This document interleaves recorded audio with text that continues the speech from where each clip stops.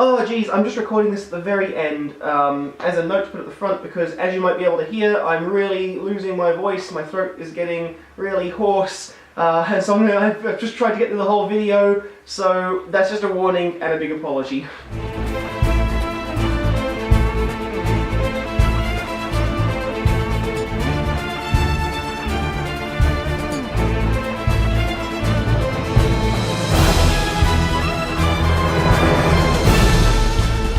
Spider-Man Homecoming has the weirdest set of filmic emotional baggage I've seen in a movie for ages.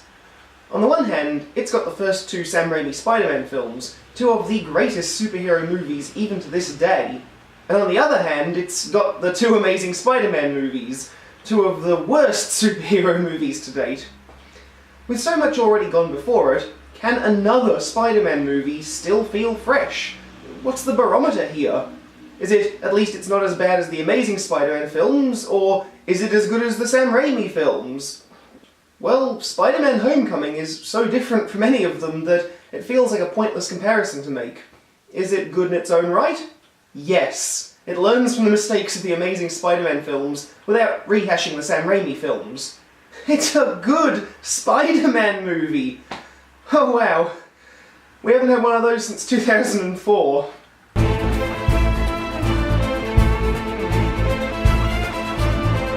With great power comes great responsibility is the perfect example of how Homecoming relates to its predecessors. In the first Raimi film, Uncle Ben just up and says the iconic phrase, and it forms the centre of Peter Parker's character arc. When the Amazing Spider-Man rolled around, well, Uncle Ben can't say the same phrase because they already did that. So, let's break out the thesaurus and have him mumble and bungle his way through a clumsy rewrite. He's going, when you have a large amount of abilities, you are under a requirement to... And we're all sitting there thinking, yeah, come on, it's with great power comes great responsibility. We all know the phrase you're trying not to say. So, how does Spider-Man Homecoming approach it? For a start, there's no Uncle Ben in the movie, and nobody says the line, or anything even approximating it. Instead, the movie enunciates it clearly through characters' actions, and it's thematically what Peter Parker learns over the story. Nobody needs to say it, because, thematically, it's clear as day. So what else does the film do right? For a start, it nails the tone and characters. The Marvel Cinematic Universe has started to feel more homogenous lately, with a lot of their movies not feeling distinct from one another. So when they cross over, it doesn't feel as exciting as it did in, say, The Avengers, when not only did Captain America and Thor and Iron Man all crash into each other for the first time, but they dragged the very different tones of each of their movies along with them. Spider-Man Homecoming is tonally like a breath of fresh air. The closest I can compare it to is Ant-Man, but that was aimed squarely at the Gen Y and Gen X audience, while Homecoming is very firmly pitched to millennials. The humour is great, and Tom Holland does a really good job at making Peter Parker and Spider-Man feel likeable and funny, and still kinda awkward and clumsy. They toned down the wisecracking from Civil War too, which I think they realised was kind of irritating, and they hit a good stride here. There's even the fan favourite joke about Spider-Man having to pursue bad guys in the suburbs, where he doesn't have any skyscrapers to swing from. But instead of a cynical one-liner, they make a solid gag with him running across a golf course and then spin it into a whole action sequence from the concept. Homecoming really stays close to the idea of the friendly neighbourhood Spider-Man, keeping things smaller and self-contained. His main problem is about liking a girl at school and trying to be a good person. And the story is kept to local events instead of epic events of galactic importance. The whole film feels very genuine, which is a big strength and instantly sets it apart from the Amazing Spider-Man films. There are some places where the jokes wear a bit thin, but let's put a pin in that and I'll come back to it. Tom Holland does a great job as the film's lead, and the rest of the cast are just as good. The cast is really diverse, and all the characters feel true to life. None of the teenagers speak or act like middle-aged writers trying to write teenagers. They just behave like actual millennials. And they're all nerds! The jocks are nerds, the geeks are nerds, the popular girls are nerds, the bully is a nerd, even the nerds are nerds. We've come a long way since the 80s and 90s, where the nerds were just nerds, and I think it speaks to the filmmaker's understanding that kids today are not only interested in science and history, But because of the internet, they have a much greater opportunity to study those things that they're interested in much more deeply. The best example I can give is there's a jab in the film about the Washington Monument being built by slaves. Now, that joke could only successfully land in a movie that sets up its characters like Homecoming does. The only character I don't like is Aunt May, even though there's nothing inherently wrong with Marissa Tomei's performance. It's how she's depicted, like the movie couldn't quite decide whether it wants to sexualize her or not. It sort of can't figure out whether it's meant to be giving her the male gaze or not, since Homecoming is a personal story, so the camera is usually directed by Peter Parker's motivations, so the end result awkwardly hovers kinda indecisively. Now, fair's fair, and I will say that the film avoids the male gaze with any of the teenage girl characters, even during a scene where they're going to a pool in their swimwear. So I guess that's where the Aunt May thing arises from, like, they don't want to show underage girls as sexy, so Aunt May is pretty much the only other female character they have. Why not just have a movie without a sexy woman character for the men to ogle at? I mean, worked great for Thor. I'm not even joking. Yeah, it worked great for Thor. Spider-Man's Rogues Gallery is used very effectively too. The Shocker is treated kind of like Batroc was in The Winter Soldier. They updated the character to fit the niche that they needed to fill in the movie, and then they kept the more memorable part of his costume, in this case the yellow mattress-looking pattern fabric. Donald Glover has a small but memorable role as a small-time crook with a good heart, and they even tease him becoming the Prowler in a line of dialogue. Now, I'm one of those people who is still disappointed that Donald Glover never got a shot at playing Peter Parker, so this had better be foreshadowing, like the joke in the first Iron Man about Rhodey becoming War Machine was. Spider-Man has a difficult rogues gallery to work with at the best of times, compared to, say, Batman, whose villains reflect an aspect of the hero to create interesting thematic potential. Spider-Man villains are mostly just an animal with the definite article at the start, so instead they have to rely on being interesting characters in their own right. Adrian Toomes. Yeah, they never called him the Vulture in the film. What is it with superhero movies and not wanting to use the names lately? Anyway, Toomes is hands down the best MCU villain to date. Because of their focus on developing the heroes for use in the shared universe, Marvel movies haven't really focused their energies on villains, which is a shame, and incidentally yet another reason why I feel that the shared universe concept is starting to slowly throttle itself with its own continuity, just like many superhero comic book universes have done over the years. There haven't really been any complex villains in the MCU other than Loki. Arguably Nebula, and even then, I'd argue she falls more into the category of an anti-hero. But Toomes blows them all out of the water, and Michael Keaton gives such a good performance that you're going to forget about any Birdman jokes you're planning to make. Now, we just need Jack Nicholson as Norman Osborn. Toomes is portrayed very sympathetically, paralleling the job uncertainty in the US Rust Belt, though right from the beginning we're asked to understand his actions without necessarily condoning them. But it's the twist that comes 3/4 of the way through the film that makes him so interesting as a villain, and it makes the themes of responsibility far more complex, without overcomplicating them. So, final, massive spoiler warning if you haven't seen the movie. All throughout the film, Peter's been agonising over whether he should tell Liz, the girl that he likes, that he's Spider-Man, because he knows that she likes Spider-Man. He finally asks her to Homecoming title drop without revealing the secret, so he figures that it's finally okay to tell her at the Homecoming dance. Kind of a coming to America situation. He arrives at her house to pick her up for the dance, and her dad is Adrian Toomes. Unknown to her, her dad is the criminal that Spider-Man's been fighting the entire time, and her dad soon realises that Peter is Spider-Man.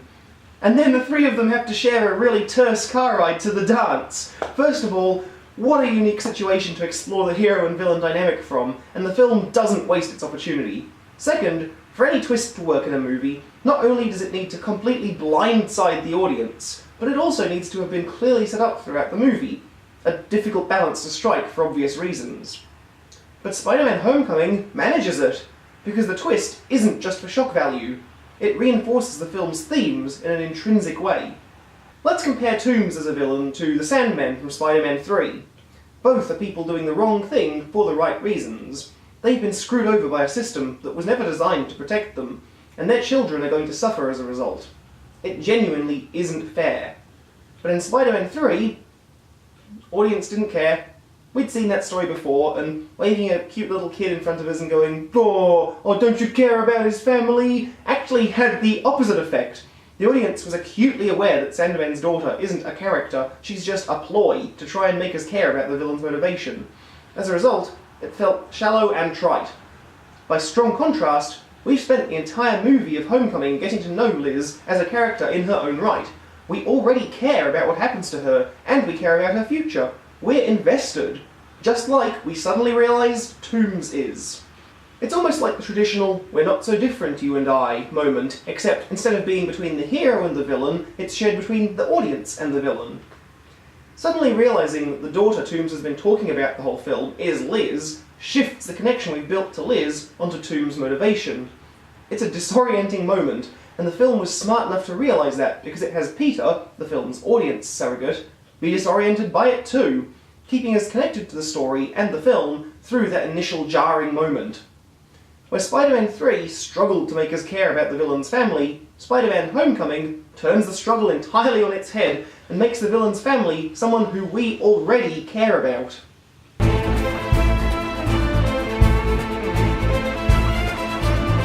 Let me preface this section.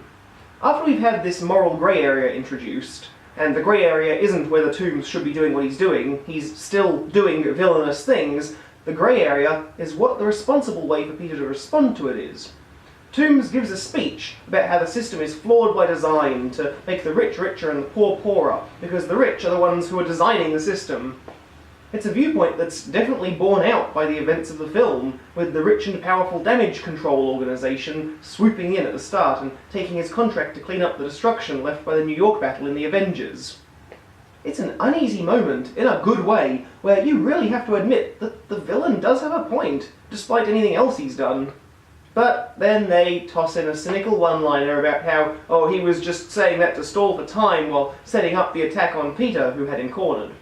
Now, that's the part I really don't like. It felt tacked on, like someone at the studio realised they couldn't have the audience going away thinking about that, so they added a little opt-out at the end, a reason for people to exhale and go, I can discard thinking about that concept. In an otherwise very genuine film, it feels disingenuous. My main complaint is that the film's slightly overstuffed and slightly overlong. There's a lot crammed in there, and I think it really needed to lose 10 or even 15 minutes. The good stuff doesn't get lost in the shuffle per se, but sections of the film, especially in the first half, are a bit all over the place. The deli scenes should have been cut down, and there's maybe one too many montages of Peter practicing his Spider-Man powers over the movie. Now it's time to pull that pin back out of the wall, because while I liked the humour and jokes overall, I think that there were a couple of comedy sequences that should have just been cut. For one example, the sequence where he's trying to get combat mode to work in the parking lot just isn't funny, and it drags on way too long. The scene doesn't give us anything, and the surrounding sequence would have just flowed much more organically with it gone.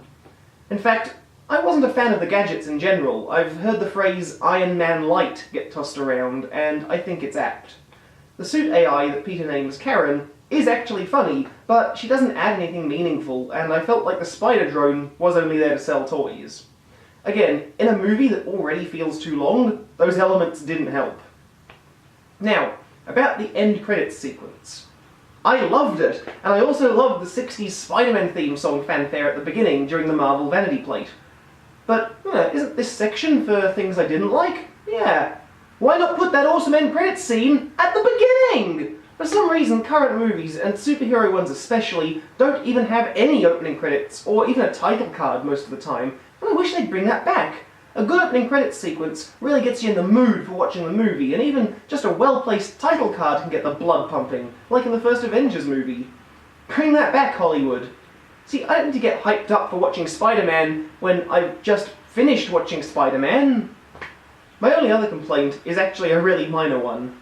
When Iron Man saves the Staten Island ferry, he doesn't fix the only thing that needed to be fixed. The underside of the hull. Okay, great, the ferry's welded back together, except the one part that would stop it sinking. The sequence is also the one part that felt like it was a retread of old ground, taking a lot from the visual shorthand of the train sequence in Spider-Man 2. But it was still good to see a focus on a superhero saving people, so, I can give it a pass.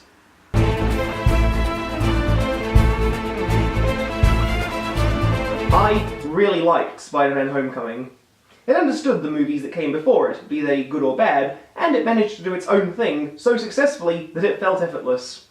We didn't need to see Peter Parker get his spider powers, because everyone's already seen that twice, so they just took the chance to skip it and get on with the story. In fact, a lot of this movie toyed with our expectations. No Uncle Ben, the twist about Toombs' family, the main character not getting the girl in the end, and that last one in a way that doesn't feel like a retelling of the first Raimi Spider-Man, no less. I really like the new take on MJ too, though I'm sure that people are going to complain that she doesn't have red hair. The climax of the movie is inventive, exciting, well shot, and I want to draw specific attention to its sound design. As an ex-sound designer myself, I always want good sound design to go appreciated, and this movie used some very simple but highly effective tricks during the final fight/rescue scene on the beach.